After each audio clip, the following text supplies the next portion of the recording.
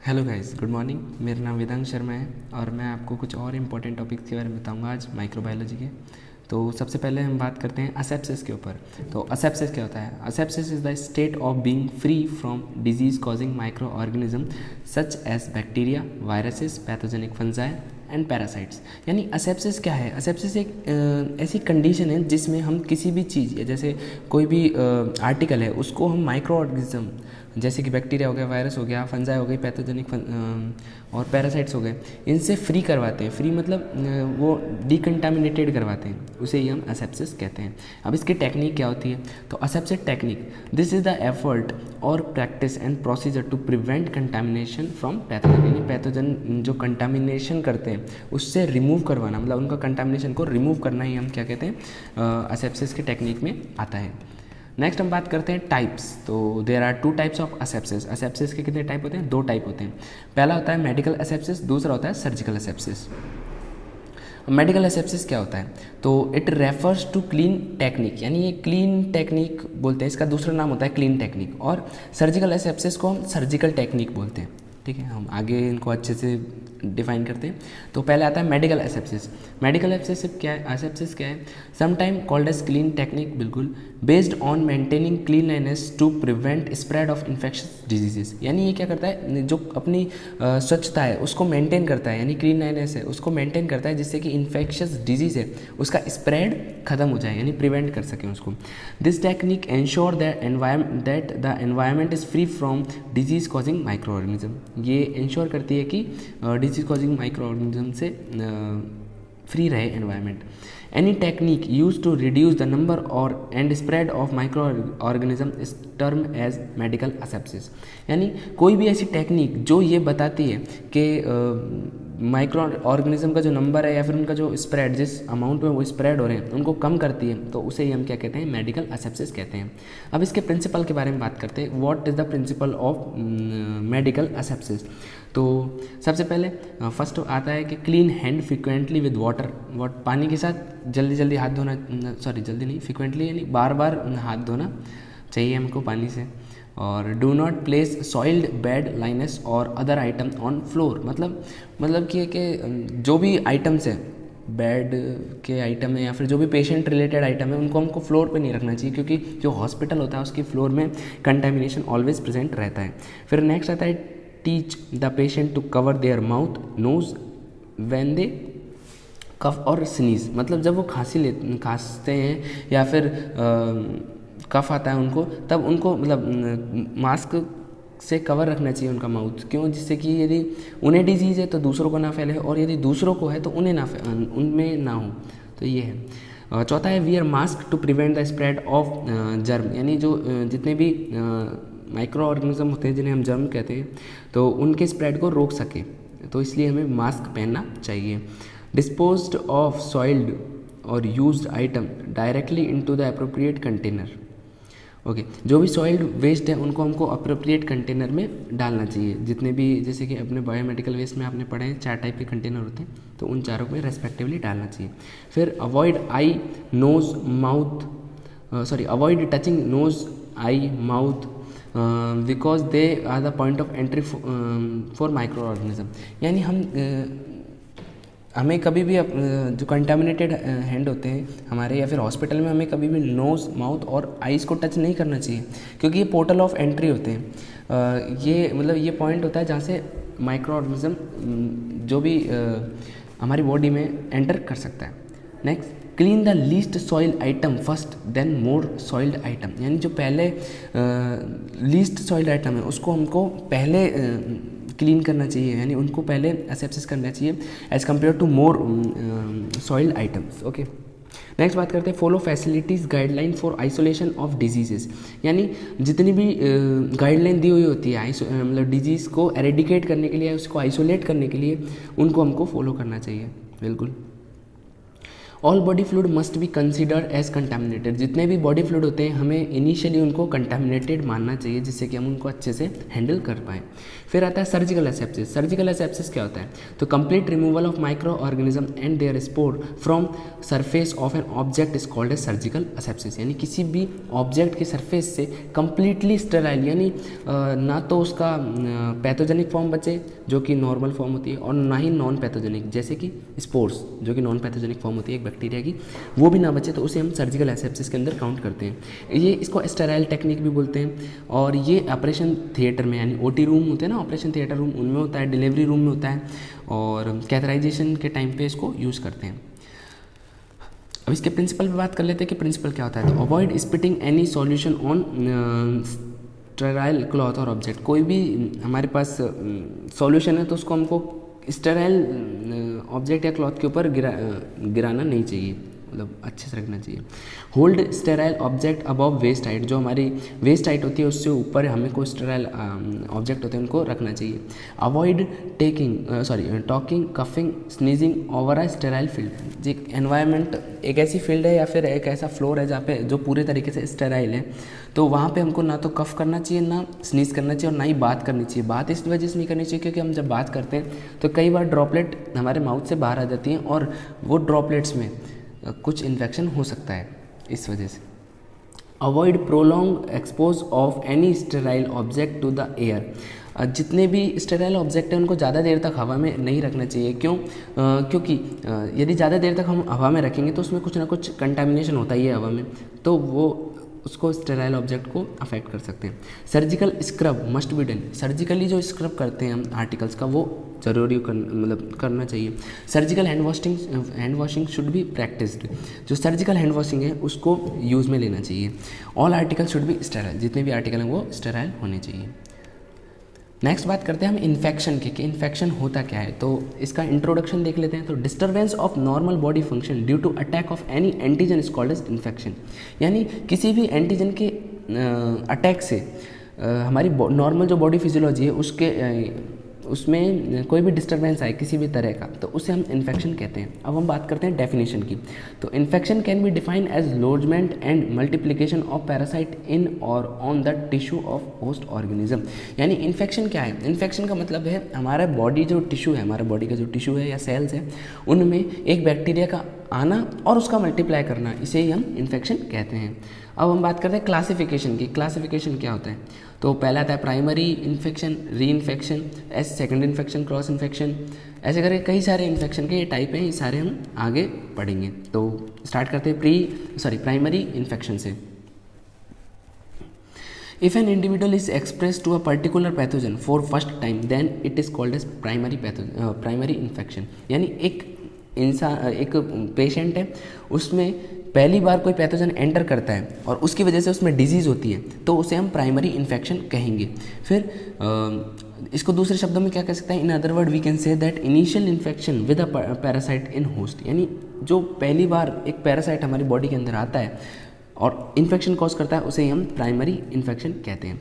Next हम बात करते हैं री इन्फेक्शन के बारे में। री इन्फेक्शन क्या होता है? तो आफ्टर प्राइमरी इन्फेक्शन के बाद में subsequent infection by same parasite with in a same host is called as reinfection. मतलब प्राइमरी इन्फेक्शन के बाद में वही पैरासाइट सेम होस्ट के अंदर आके इन्फेक्शन करता है, उसे री इन्फेक्शन कहते हैं।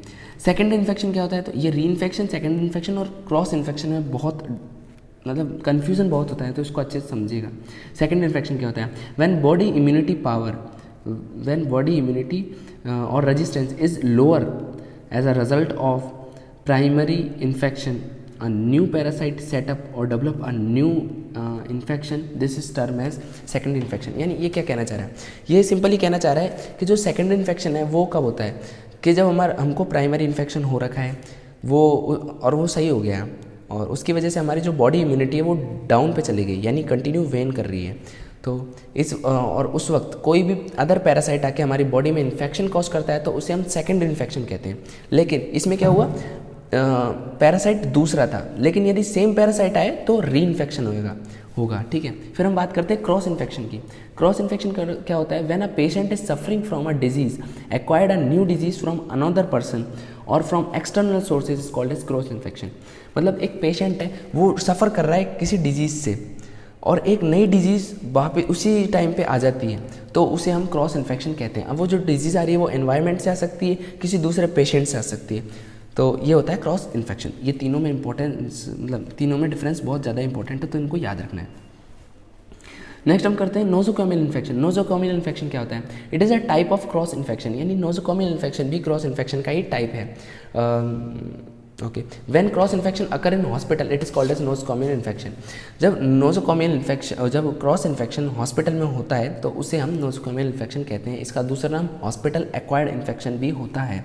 ठीक है, अब बात करते हैं एक्यूट इन्फेक्शन। देखो एक्यूट नाम सुनते ही क्या आता है कि जो जल्दी से आए और जल्दी से जाए।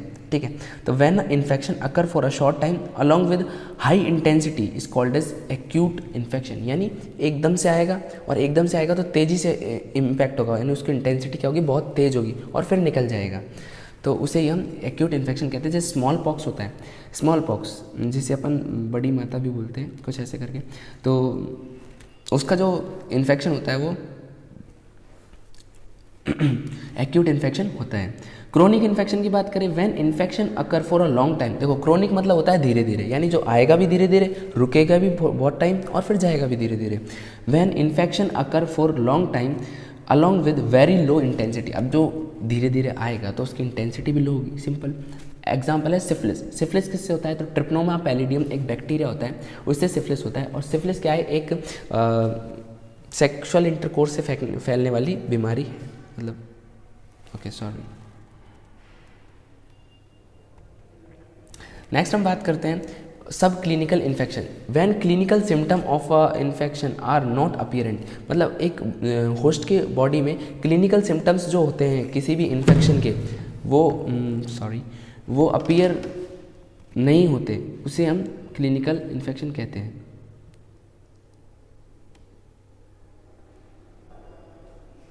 तो नेक्स्ट हम आते हैं subclinical infection. Subclinical infection क्या होता है? When clinical symptoms of infection are not apparent. जब हमें किसी भी होस्ट की बॉडी में क्लिनिकल सिम्टम्स ही अपीयर नहीं होते दिखते हैं तो उसे सब क्लिनिकल इन्फेक्शन कहते हैं। Latent infection. अब लेटेंट का मतलब होता है जो टाइम ले, यानी ये होते हैं मौका परस्त जिन्हें बोलते हैं हम हिंदी में। तो लेटेंट इन्फेक्शन क्या होता है? When infection in such infection parasite remain in study और हिडन और latent phase in host body and they are proliferate and produce clinical symptoms or disease when host resistance is lower। मतलब देखो एक organism है, उसके अंदर bacteria present है, bacteria या पैरासाइट प्रेजेंट है और वो कुछ इन्फेक्शन नहीं कर रहा है क्योंकि उस वक्त होस्ट की जो इम्यूनिटी है वो काफ़ी हाई है। पर एक ऐसा टाइम आया जब होस्ट की इम्यूनिटी किसी भी इंजरी या फिर किसी भी चीज़ की वजह से डिक्रीज मतलब कम हो गई, तो उस वक्त ये क्या करेंगे? इन्फेक्शन कर देंगे। और क्योंकि ये प्रेजेंट तो पहले से ही थे, पर इन्फेक्शन कब कर रहे हैं? जब होस्ट की इम्यूनिटी लो हो तब कर रहे हैं। तो इसी वजह से हम इसे लेटेंट इन्फेक्शन के लेते हैं। और droplet infection most important infection होता है ये ड्रॉपलेट इन्फेक्शन, क्योंकि जो अभी कोविड-19 फैला है वो ड्रॉपलेट इन्फेक्शन का ही टाइप है। ये एयरबॉर्न इन्फेक्शन होता है। Transmission of infection by parasite of saliva which spread in air by sneezing and coughing. जैसे कोविड-19 के बारे में आप सभी जानते हैं, तो जो कोविड-19 के बारे में जानते हैं वो सारा ड्रॉपलेट इन्फेक्शन के बारे में हम लिख सकते हैं, पर इतना बड़ा लिखना नहीं है। नेक्स्ट आता है सोर्स ऑफ इन्फेक्शन के। अब इन्फेक्शन तो हो रहा है पर सोर्स क्या है? हमको किस चीज़ों से इन्फेक्शन हो सकता है? तो दो टाइप के सोर्स होते हैं इसके, एक होता है एक्सोजीनस और एक होता है एंडोजीनस। एंडोजीनस जो हमारी बॉडी के अंदर हो, एक्सोजीनस जो हमारी बॉडी के बाहर हो, जैसे एनवायरनमेंट है उसमें। तो जो एंडोजीनस है, this source cause infection is called as endogenous infection. अब देखो एंडोजीनस सोर्स से जो इन्फेक्शन होगा वो एंडोजीनस इन्फेक्शन होगा और जो एक्सोजीनस सोर्स से होगा वो एक्सोजीनस इन्फेक्शन होगा। एंडोजीनस सोर्स से जो इन्फेक्शन होता है उसे एंडोजीनस इन्फेक्शन कहते हैं। ठीक है, इसको ऑटो इन्फेक्शन भी कहते हैं। ऑटो इन्फेक्शन क्यों कहते हैं? क्योंकि हमारी बॉडी में प्रेजेंट है और हमारी बॉडी की वजह से ही हो रहा है ना। तो हमारी बॉडी के जो अंदर बैक्टीरिया प्रेजेंट है उसी की वजह से हो रहा है, तो इसे हम ऑटो इन्फेक्शन कहते हैं। मोस्ट कॉमन जो ऑटो इन्फेक्शन होता है वो इकोलाई की वजह से होता है, क्योंकि हमारे जो गट होती है उसमें इकोलाई प्रेजेंट होता है नॉर्मल फ्लोरा की तरह। ठीक है, such infection which occur due to organism found in our body normally, जिसे हम नॉर्मल फ्लोरा कहते हैं, is called as endogenous infection. Okay, exogenous infection क्या होता है? Most of infection are exogenous in nature. Exogenous nature के होते हैं। क्यों? देखो जितने भी होते हैं हमारी नॉर्मल बॉडी के अंदर जो बैक्टीरिया प्रेजेंट होते हैं वो इतने ज़्यादा हार्मफुल होते हैं नहीं, तो वो इतने अच्छी तरीके से इन्फेक्शन कर भी नहीं पाते। लेकिन जो बाहर प्रेजेंट है, जो हमारी बॉडी के लिए लीथल है, वो अटैक करेंगे, तो उनका जो अटैक होगा वो ज़्यादा होगा as compare to inner one. तो हम बात करते हैं कौन कौन से सोर्सेस हो सकते हैं एक्सोजीनस सोर्सेज में। तो जैसे एंडोजीनस का सोर्स क्या हो गया, नॉर्मल फ्लोरा। ऐसे ही हम एक्सोजीनस का सोर्स देखें तो human beings, animal, insects, soil water and food, ये सब हो सकता है। तो हम स्टार्ट करते हैं ह्यूमन बींग से। देखो ह्यूमन बींग एक कॉमन सोर्स है। एक ह्यूमन से दूसरे ह्यूमन में जो फैलती है बीमारी, वो एक्सोजीनस सोर्स में आ जाएंगे। जैसे कि एड्स हो गई, एक्वायर्ड इम्यूनोडिफिशियेंसी सिंड्रोम, और टीबी हो गया, ट्यूबरकुलोसिस, और हेपेटाइटिस बी हो गया।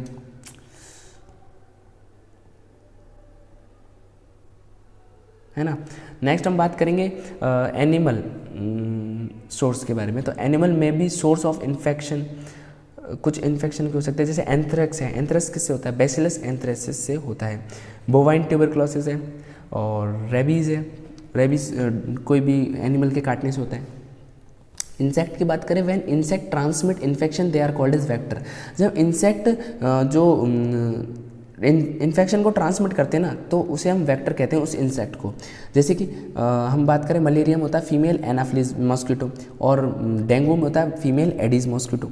तो ये एक तरीके से वेक्टर हो गए। वेक्टर भी दो टाइप के होते हैं, मैकेनिकल वेक्टर और बायोलॉजिकल वेक्टर। मैकेनिकल वेक्टर वो होता है जिसके अंदर लाइफ साइकिल चलती नहीं है। जैसे जो हाउस फ्लाई है, वो क्या करती है, केवल ट्रांसफ़र करने का काम करती है, तो वो मैकेनिकल वेक्टर है। लेकिन जिसके अंदर बैक्टीरिया या वायरस की लाइफ साइकिल चले, उन्हें हम बायोलॉजिकल वेक्टर कहते हैं। जैसे कि जो मॉस्किटो की बात करें, एडीज मॉस्किटो होता है, तो उसके अंदर भी लाइफ साइकिल चलती है, सेक्सुअल लाइफ साइकिल चलती है। ठीक है। जो क्या नाम है, डेंगू का जो एजेंट होता है उसकी, और हमारे अंदर असेक्सुअल लाइफ साइकिल चलती है उसकी। ठीक है। नेक्स्ट हम बात करते हैं फूड के बारे में। तो some disease also cause in human due to engulfment of contaminated food. देखो कंटामिनेटेड फूड से सबसे ज़्यादा बीमारी फैलती है, सीधी सी बात है। जो फूड पॉइजनिंग होती है वो भी इसी से होती है। टाइफाइड, क्लोरेला, क्लोरेला गंदा पानी पीने से होती है, तो पानी का भी ध्यान रखना चाहिए। अब हम बात करते हैं रूट ऑफ ट्रांसमिशन के, कौन कौन से रूट हो सकते हैं जिनसे ट्रांसमिट होते हैं। तो कई सारे रूट होते हैं, ये सारे दे रखे। अब इसको हम अच्छे से देखते हैं। तो सबसे पहला आता है कॉन्टैक्ट। कॉन्टैक्ट क्या होता है, transmission of diseases by contact में भी डायरेक्ट और इनडायरेक्ट। वो डायरेक्ट भी हो सकता है, इनडायरेक्ट भी हो सकता है ना। तो डायरेक्ट की बात करें तो डायरेक्ट कॉन्टैक्ट में कौन कौन से आते हैं, pathogen transmission occur from one person to another person. This में भी by sexual contact, by sharing bowl और बाय किसिंग। ठीक है। नेक्स्ट बात करते हैं इनडायरेक्ट कॉन्टैक्ट से। तो pathogen leave once body and drop over an object and enter in another person's body from that object. Such way of transmission of infection is called as indirect infection. Okay. Many diseases are transmitted by indirect contact. Okay. Inhalation का example है COVID-19. Some diseases are spread by droplet, and if these droplet inhaled by a healthy person with low immunity, then disease may occur. कोई disease हो सकती है। Droplet infection बहुत harmful होता है हमारे लिए। वैसे सभी इन्फेक्शन हार्मफुल होते हैं। COVID-19 इसका एग्जाम्पल है। इंजेक्शन से क्या होता है, जैसे हमने कोई जैसे कंटामिनेटेड फूड है उसको हमने खा लिया, तो वो कॉज कर सकता है। या फिर कंटामिनेटेड वाटर है उसको हमने पी लिया, तो वो भी हमारे अंदर इन्फेक्शन कॉज कर सकता है। जैसे क्लोरेला डिसेंट्री। डिसेंट्री किससे होती है, तो स्लेजिनेला डिसेंट्री होती है। डिसेंट्री दो टाइप की होती है, एक तो होती है अमीब डिसेंट्री जो एंट अमीबा स्टोलाइटिका करता है, और एक होती है नॉर्मल डिसेंट्री जो कि स्लेजिनेला डिसेंट्री बैक्टीरिया करता है। फिर आता है इनोकुलेशन। इनोकुलेशन क्या मतलब होता है, इनोकुलम मतलब होता है छोटा सा पार्ट। तो pathogen sometime are directly inoculated into tissue. जैसे कि कोई डॉग है, उसने हमें बाइट कर लिया, तो उसके क्या हुआ, जो टीथ होते हैं उसमें बैक्टीरिया प्रेजेंट होता है रेबीज़ वाला, वो हमारे टिश्यू में डायरेक्टली चले गया, लेकिन पूरा तो गया नहीं, उसका थोड़ा सा पार्ट गया, तो इनोकुलेशन इसे कहते हैं। ठीक है। तो यानी और डायरेक्टली हमारी होस्ट के टिश्यू में गया है, तो इसे इनोकुलेशन कहते हैं। जैसे रेबीज़ वाला एग्जाम्पल दे रखा है इसमें। नेक्स्ट बात करते हैं sometime infection by inoculation may be done by unsterile syringe. जैसे कि कभी कभी क्या होता है, सिरिंज स्टेराइल होती नहीं है और हम प्रिक कर देते हैं किसी के अंदर, तो कई सारी डिजीजेस इससे भी हो सकती हैं, ठीक है।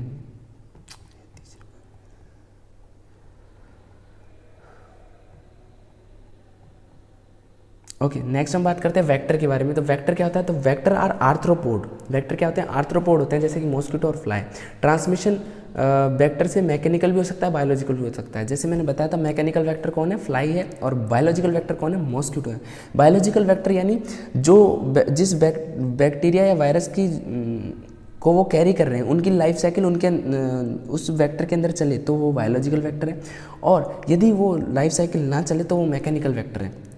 और नेक्स्ट आता है ट्रांसप्लासेंटल। ट्रांसप्लासेंटल क्या होता है? यानी प्लेसेंटा को क्रॉस करें। ये होता है कॉन्जेनाइटल सिफिलिस का केस में होता है, ये इंपॉर्टेंट है, ठीक है। Some pathogen are cross placenta barrier and infect foetus in uterus. Okay, इसको हम वर्टिकल ट्रांसमिशन भी कहते हैं, और इसकी वजह से स्टिल बर्थ यानी जो बच्चा पैदा होता है वो मरा हुआ होता है, तो वो भी एक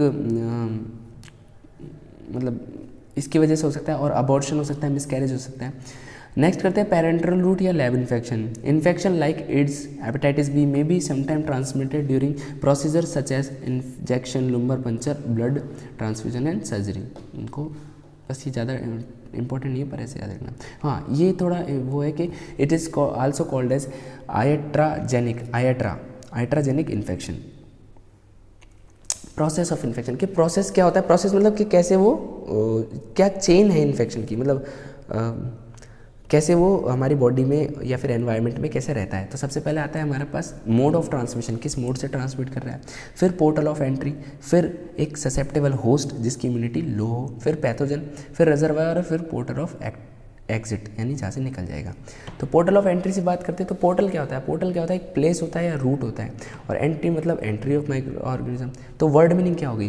पोर्टल ऑफ एंट्री का मतलब हो गया कि एक ऐसा प्लेस या रूट जिसकी वजह से माइक्रो ऑर्गेनिज्म हमारी बॉडी में अंदर आए, उसे हम पोर्टल ऑफ एंट्री कहते हैं। अब यदि यही एग्जिट का हुआ तो जहाँ से बाहर निकले उसको पोर्टल ऑफ एग्जिट कहते हैं।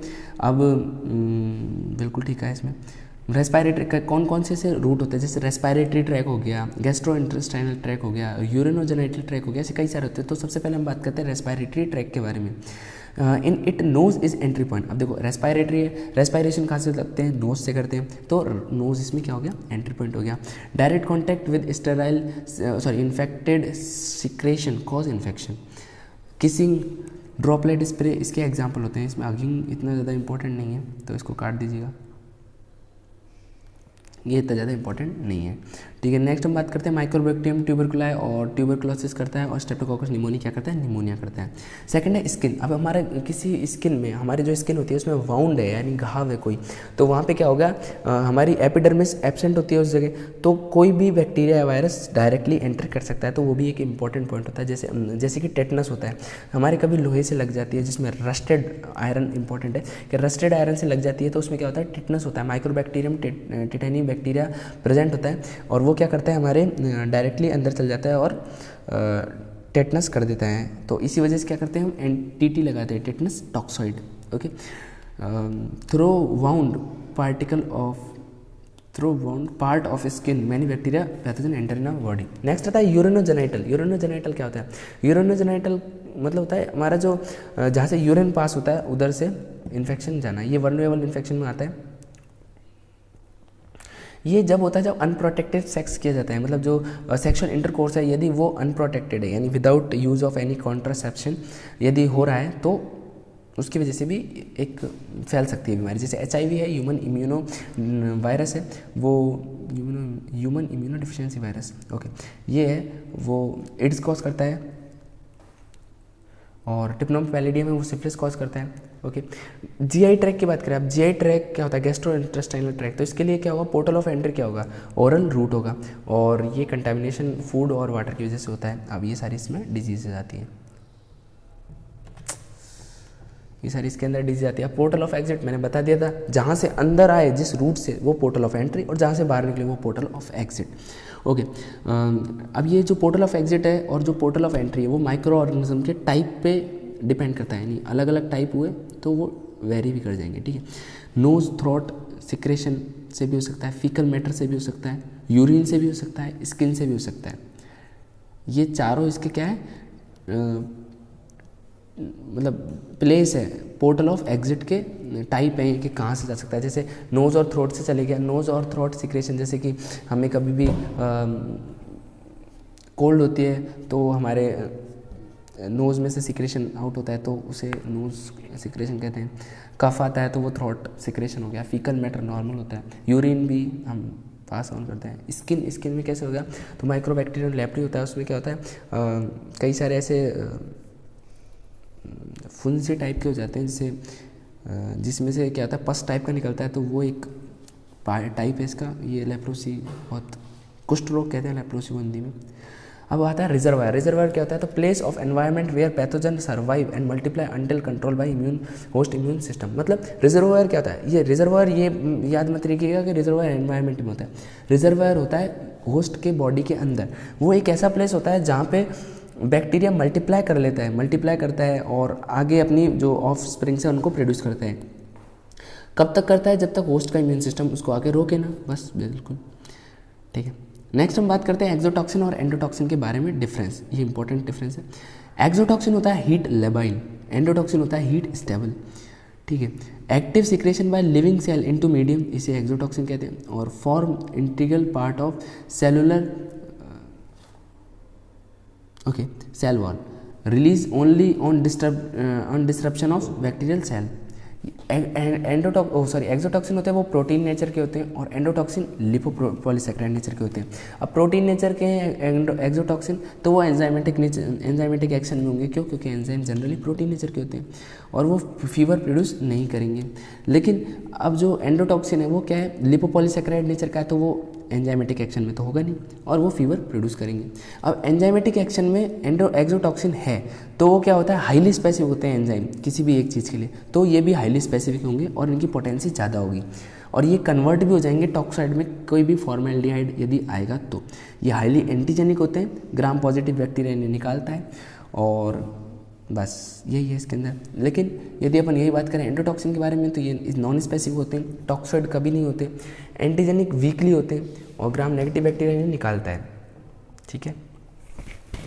ग्राम स्टेनिंग की बात करें तो ग्राम स्टेनिंग क्या है, तो ग्राम स्टेनिंग एक ऐसा मेथड है जो कि क्या करता है, बैक्टीरिया को दो पार्टों में डिवाइड करता है। एक ब्रॉड पार्ट होते हैं, लार्ज ग्रुप में डिवाइड करता है, जिसे हम ग्राम पॉजिटिव ग्राम नेगेटिव कहते हैं।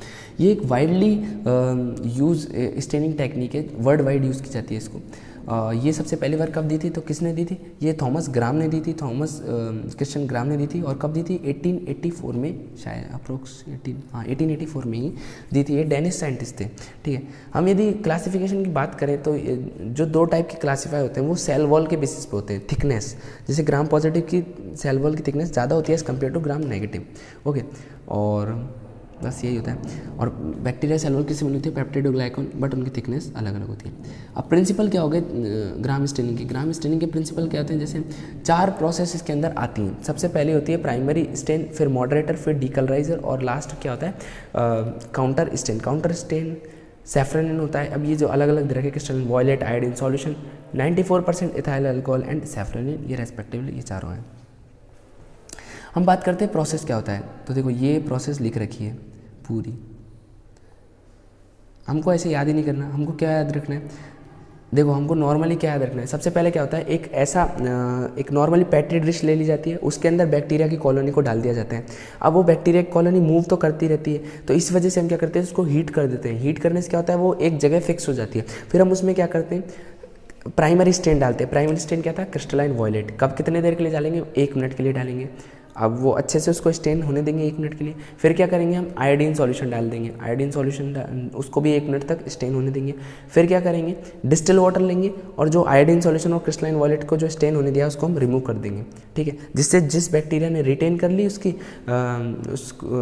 स्टेन को, वो ठीक है, जिसने नहीं किया वो साफ़ हो जाएगा बिल्कुल, ठीक है। फिर हम क्या करेंगे, जो हमारा डीकलराइजर है उसको ऐड करेंगे। डीकलराइजर क्या है, 94% एथेनॉल होता है, इथाइल अल्कोहल जिसे बोलते हैं, तो उसको हम डालेंगे। लेकिन कहाँ कैसे डालेंगे, एक स्पेसिफिक एंगल पे उसको पकड़ेंगे और फिर डालेंगे। स्पेसिफिक एंगल पे क्यों पकड़ेंगे उनको, जिससे कि जो पूरी बैक्टीरियल कॉलोनी है उसमें मतलब सभी जगह इवनली डिस्ट्रीब्यूट हो जाए, इवनली डिस्ट्रीब्यूट हो जाता है। फिर हम क्या करेंगे, उसमें डिस्टिल वाटर डालेंगे जिससे कि वापस साफ़ हो जाए।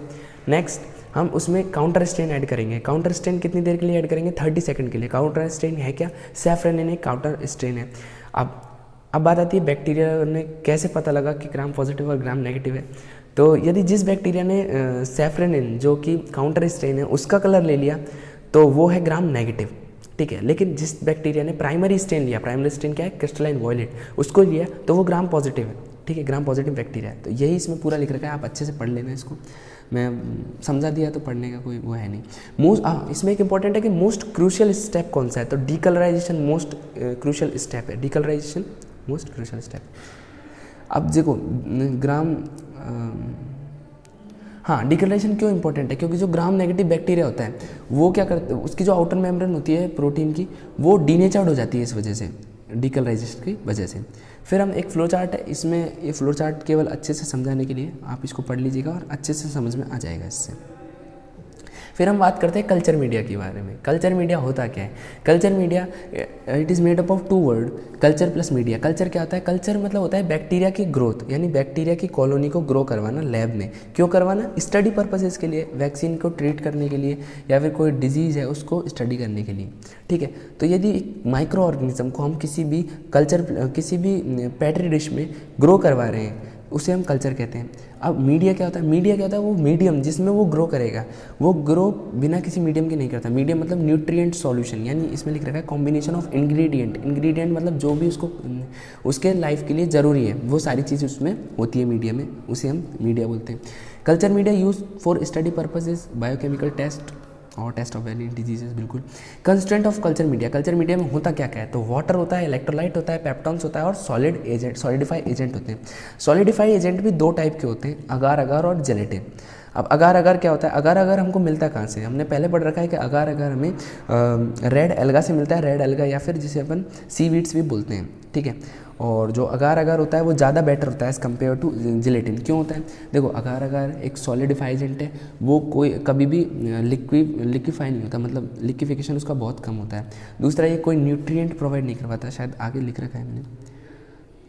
जैसे अगार अगार का क्या कह रखा है कि रेड एल्गा और सीवीड से ऑब्टेन होता है और ये इससे मिलके बना हुआ होता है polysaccharide, protein, fatty acid, calcium, magnesium से।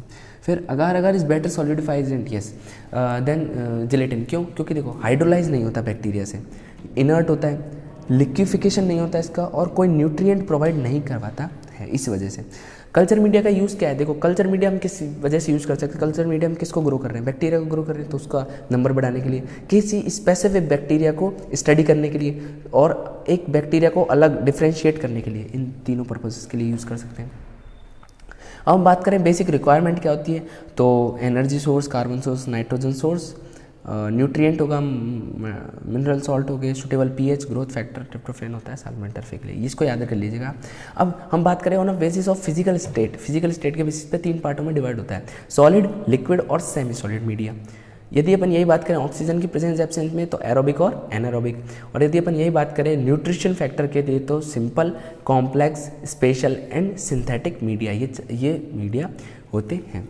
नेक्स्ट हम बात करते हैं स्पेशल मीडिया कितने टाइप के होते हैं, तो स्पेशल मीडिया होता है एनरिच मीडिया, एनरिचमेंट मीडिया, ये इतने टाइप के दे रखे हैं और इन सबको डिफाइन भी कर रखा है आगे कि सिंपल मीडिया में क्या होता है, तो इन सबको पढ़िए, मतलब इन सबको हम देखते हैं। जैसे सिंपल मीडिया की बात करें हम तो सिंपल मीडिया में क्या होता है, कार्बन और नाइट्रोजन प्रेजेंट रहता है, support growth of non fastidious bacteria, non fastidious bacteria होता है उसकी ग्रोथ को सपोर्ट करता है। पेप्टोन वाटर, अब पेप्टोन वाटर क्या होता है, इसमें 1% पेप्टोन होता है, 0.5% NaCl होता है एंड रिमेन वाटर होता है, वाटर मतलब पानी, okay. Nutrient broth, nutrient broth क्या होता है, पेप्टोन वाटर में यदि हम मीट डाल देते हैं तो वो न्यूट्रिएंट ब्रोथ बन जाता है।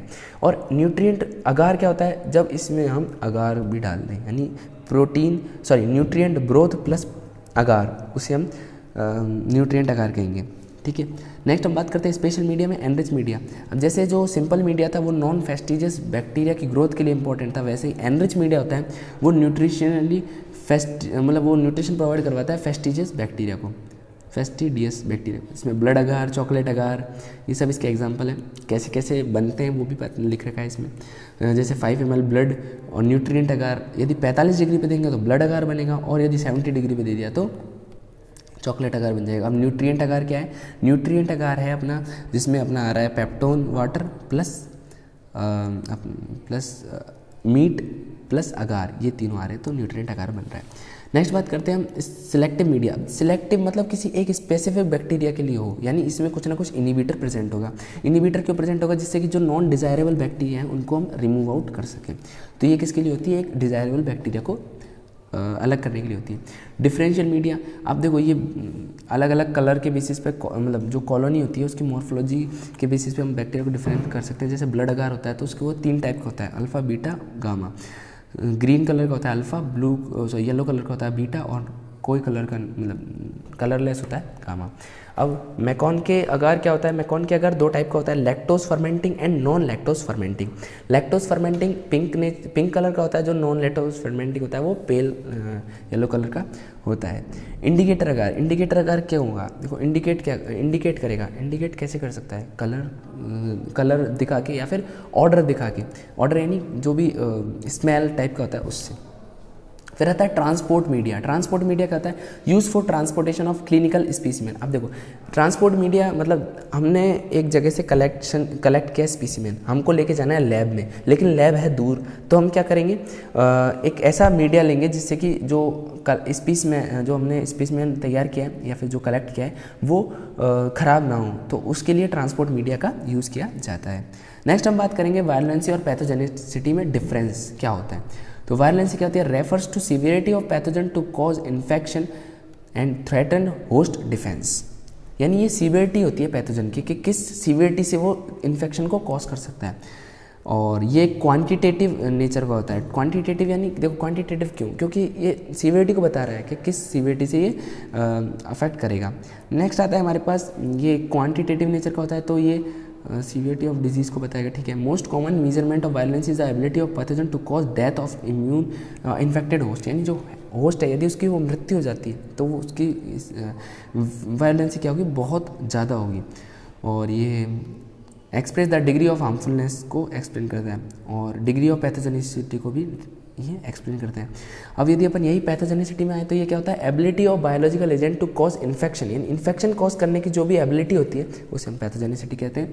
और पैथोजेनिसिटी एक क्वालिटेटिव नेचर की होती है, और क्वालिटेटिव फैक्टर में भी responsible for producing disease in first place. Pathogenicity is measured by virulence factor, virulence factor से इसे हम मेजर करते हैं, और ये क्या होती है, एनहांस करती है ability of micro organism to invade in a host immune system या डिफेंस, और सुटेबल नहीं होती वो डिग्री ऑफ हार्मफुलनेस को बताने के लिए। अब हम बात करते हैं कैंडिडाइसिस। ये क्या होती है, ये एक फंजाई होती है कैंडिडा एल्बुकेंस, उससे मतलब स्प्रेड होती है, ठीक है। इंट्रोडक्शन की बात करें तो candidiasis is a most common fungal infection. Candidiasis affect mucosa, skin and various internal organs cause by Candida. Candida क्या है, कैंडिडा एक फंजा है और इसकी कई सारी स्पीशीज़ होती हैं। तो ये पहले इसकी जीनस के बारे में देख लेते हैं कि दिखती कैसी है। तो यीस्ट लाइक फंजाई होती है और स्यूडो हाइफी प्रोड्यूस करती है। अब जीनस कैंडिडा है, इसकी स्पीशीज़ अलग अलग है, तो कैंडिडा एल्बुकेंस और कैंडिडा ट्रॉपिकैलिस 2 इंपॉर्टेंट होती हैं। अब कई बुकों में लिख रखा है कि कैंडिडा ट्रॉपिकैलिस है वो मोस्ट कॉमन है और कैंडिडा एल्बुकेन मोस्ट पैथोजेनिक है, बट एक स्पेसिफिक बुक को रेफर करते हैं तो उसमें लिख रखा है कि कैंडिडा एल्बुकेन मोस्ट कॉमन और मोस्ट पैथोजेनिक है, तो इसे हमें याद रखना है। पैथोजेनेसिस क्या होता है, वर्ल्ड वाइड डिस्ट्रीब्यूशन होता है। देखो फंजाई कोई भी हो कॉस्मोपॉलिटियन होती है, सब मतलब हर जगह प्रेजेंट होती है, कॉस्मोपॉलिटियन यानी हर जगह प्रेजेंट होना, तो ये इनका भी वर्ल्ड वाइड डिस्ट्रीब्यूशन होगा। एंडोजीनस अपॉर्चुनिस्टिक इन्फेक्शन करेगी और HIV के केस में भी करेगी और नॉन HIV केस में भी करती है। अब प्री डिस्पोजिंग फैक्टर क्या होते हैं, एक्सट्रीम एज का होना, लो इम्यूनिटी का होना, ब्रॉड स्पेक्ट्रम एंटीबायोटिक पे होना या फिर किसी भी डिजीज़ जो कि हार्मोन की कमी से होती है उनका होना। वायरुलेंसी फैक्टर क्या है कि वायरुलेंट क्यों है ये, क्योंकि हडेशन होता है इनमें, हडेशन यानी स्किन म्यूकोसा के जाके चिपक जाएगी। इसमें एक एंजाइम होता है एस्पार्टाइल प्रोटीनेज और सीरिन प्रोटीनेज जो कि टिश्यू इन्वेजन में हेल्प करता है। टॉक्सिन्स होते हैं इसमें। Candida cell wall have glycoprotein which work similar to bacteria toxin and help candida in pathogenesis. Okay, pseudohyphae भी होती है, ये इंडिकेटिव होती है इन्फेक्शन का, जैसे किसी बैक्टीरिया किसी भी हमने किसी भी होस्ट में हमने देखा और उसमें हमें स्यूडो हाइफी मिल गया, तो उससे हमको पता लग जाता है कि कैंडिडाइसिस इसे है। इसमें क्या होता है, फास्फोलाइपेज होता है जो कि हेल्पफुल होता है इन्फेक्शन। क्यों होता है फास्फोलाइपेज? हमारी जो सेल वॉल होती है वो फास्फोलिपिड से मिलकर बनी होती है, तो क्या चाहिए, एक ऐसा एंजाइम चाहिए जो कि उसको काउंटर कर सके, तो फास्फोलाइपेज वो एक एंजाइम होता है इनके पास, ठीक है। फिनोटाइपिक स्विचिंग इंपॉर्टेंट है। फिनोटाइपिक स्विचिंग का मतलब होता है, फिनोटाइप मतलब होता है कैसा दिखता है, तो 3 टाइप के इसमें फिनोटाइप प्रेजेंट रहते हैं, 3, और वो कंटिन्यूसली चेंज होते हैं, yeast, pseudo hyphae and hyphae. जैसे ये यीस्ट है, स्यूडो हाइफे एंड हाइफे, यानी फिनोटाइप होता है मॉर्फोलॉजी, मॉर्फोलॉजी यानी कैसा दिख रहा है हमको, कोई व्यक्ति कैसा दिखता है तो उसे मॉर्फोलॉजी बोलते हैं या फिर फिनोटाइपिक बोलते हैं, ठीक है। और क्लिनिकल मैनिफेस्टो क्या आता है इसका, clinical genus produce infection generally at 4 site, इसको mucosal epithelium, skin invasion and allergic infection में होता है। अब इन सब में कौन कौन सा इन्फेक्शन होता है ये पूरा डिफाइन कर रखा है, ये इतना इंपॉर्टेंट नहीं है, बस इनका नाम ही इंपॉर्टेंट था। तो हम आगे बात करते हैं अपॉर्चुनिस्टिक फंजाई। अपॉर्चुनिस्टिक फंजाई क्या होती है, तो इसके इंट्रोडक्शन से बात करते हैं। Normally they are common cell. Common cell मतलब होता है कि किसी की बॉडी में प्रेजेंट हो, किसी भी होस्ट की बॉडी में, और उसे अफेक्ट ना करे, ठीक है, उसे हम कॉमन सेल कहते हैं, ठीक है। और ये एनवायरनमेंट में भी प्रेजेंट होती है, लेकिन वो कॉमन सेल कभी कभी घातक भी हो जाते हैं। कब होते हैं, जब होस्ट की इम्यूनिटी डाउन हो जाती है, तो वही कॉमन सेल एमएन सेल में बदल जाते हैं। एमएन सेल यानी बॉडी के अंदर प्रेजेंट है और अफेक्ट भी कर रहे हैं उसे, तो यही देखा कब होती है, ये कब होता है, जब होस्ट की इम्यूनिटी डाउन हो जाती है तब। Mean when opportunity is given they become pathogenic, तो इसीलिए उन्हें अपॉर्चुनिस्टिक फंजाई कहते हैं। अब जो होस्ट की इम्यून सिस्टम है वो कब एल्टर हो सकता है, यानी कब वो डिक्रीज़ हो सकता है, तो इन सभी केसेस में डिक्रीज़ हो सकता है। अब कौन कौन सी फंजाई, कौन कौन सी डिजीज़ होती हैं जो किसके अंदर आती है, तो candidiasis, aspergillosis, penicillinosis, pneumonocytosis and cryptococcus and zygomycosis. Okay, ये है। अब इसमें सबसे इंपॉर्टेंट है कैंडिडाइसिस, जो कि हमने पहले पढ़ा है जस्ट। तो कैंडिडाइसिस किससे फैलती है, कैंडिडा कौन कौन सी होती हैं, 3 इसकी स्पीशीज़ होती हैं, स्पीशीज़ होती है। जीनस तो कैंडिडा है, इसकी स्पीशीज़ 3 है। कौन कौन सी है, कैंडिडा एल्बिकेंस, कैंडिडा ट्रोपिकैलिस और कैंडिडा पैरासिलोसिस। ओके, बट 2 इंपॉर्टेंट है, आप याद रखिएगा। मोस्ट कॉमन और मोस्ट पैथोजेनिक कौन सी होती है, कैंडिडा एल्बिकेंस होती है, दोनों एक ही थी, ठीक है। अभी कई सारे फैक्टर्स होते हैं, वो सारे इसमें वापस दे रखे हैं, वही है। फिनोटाइपिक स्विचिंग के बारे में बता रखा है। टाइप कौन कौन से होते हैं, वही म्यूकोसल, इन्वेजिव, क्यूटेनियस और एलर्जिक कैंडिडाइटिस। ओके, नेक्स्ट हम बात करते हैं एस्परजिलोसिस। एस्परजिलोसिस क्या होता है, ये एक ऐसी जीनस होती है, मतलब इसके भी ये भी जीनस है एस्परजिलस, और उसके भी 3 स्पीशीज़ हैं। कौन कौन सी, एस्परजिलस फ्यूमिगेट्स, एस्परजिलस फ्लेविस और एस्परजिलस नाइजर। एस्परजिलस नाइजर होती है वो सिट्रिक एसिड को प्रोड्यूस करवाती है, ये काम भी आती है, इसका इंडस्ट्रीज़ में यूज़ होता है एस्परजिलस का। ओके, क्लिनिकल सिम्टम्स क्या होता है इसका, इंक्यूबेशन पीरियड 2 से 90 दिन होता है। पल्मोनरी एस्परजिलोसिस करती है, जो कि लंग्स को अफेक्ट करती है। देखो, पल्मोनरी वर्ड कहीं भी आए हमको लंग्स से रिलेट करना है, तो पल्मोनरी एस्परजिलोसिस क्या करती है, लंग्स को अफेक्ट करती है। Also affect heart, cerebrum, nail ETC।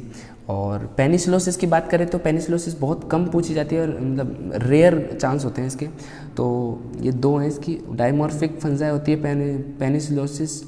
Penicillium इसकी जीनस होती है, और इसके 2 स्पीशीज़ होती है, पेनिसिलियम मार्नेफी और पेनिसिलियम साइकोपिनियम। जो पेनिसिलियम साइकोपिनियम है वो माइकोटॉक्सिक होती है, और जो दूसरी वाली है वो डाइमॉर्फिक फंजाई होती है और अपॉर्चुनिस्टिक फंजाई होती है, किसमें, HIV के केस में। कॉज पल्मोनरी डिजीज़, मेनिंजाइटिस और ऑस्टियोलाइटिक बोन में होती है, इसके कॉज होते हैं।